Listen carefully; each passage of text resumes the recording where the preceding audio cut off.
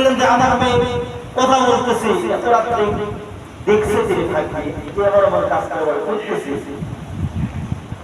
আমার মেয়েটা খারাপ পথে চলে যাচ্ছে।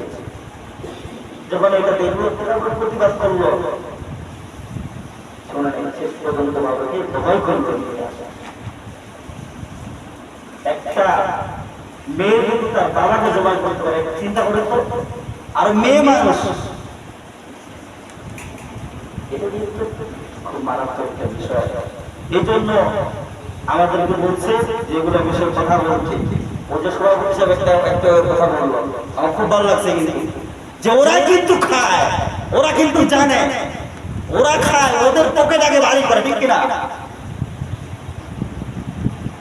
সমস্যা আছে ওই জায়গায়, এই যে মদের যে লাইসেন্স দিছে, ওরা কি বলে ভ্যাট নেয় না? কত কি নেয়? ওরা জানে না জানার ভান করে বুঝাইতে চায় যাদেরকে যে আমরা এর পক্ষে নাই, আসলে কিন্তু বলে তোরা ওরা ওর পক্ষে আছে, এরা হচ্ছে মুনাফিক। এরা কি মুনাফিক? মুনাফিক তো বলবে আমরা তোমার পক্ষে আছি, এর পক্ষে আছে, আলোচনা হলো না, বুঝুন না? এরা হচ্ছে মুনাফিক। আল্লাহ তো এটাই বললো যে তারা মুনাফিক হবে, তাদের কাজ করে।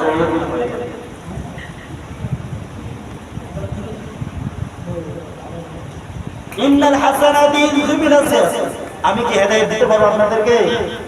হেদায়েত তো আল্লাহই করবে, কিন্তু আমাকে বলার কথা বলেছে আল্লাহ, তার কোরআন বলেছে আমাকে বলা লাগবে। এজন্য ভাইরা, এমন কিছু কথা, এমন কিছু কাজ করা যাবে না যার মাধ্যমে আপনার দ্বীনের প্রচার বন্ধ হয়ে যাবে। দ্বীনের প্রচার বন্ধ হয়ে যাবে, কথা আমার বুঝেছে?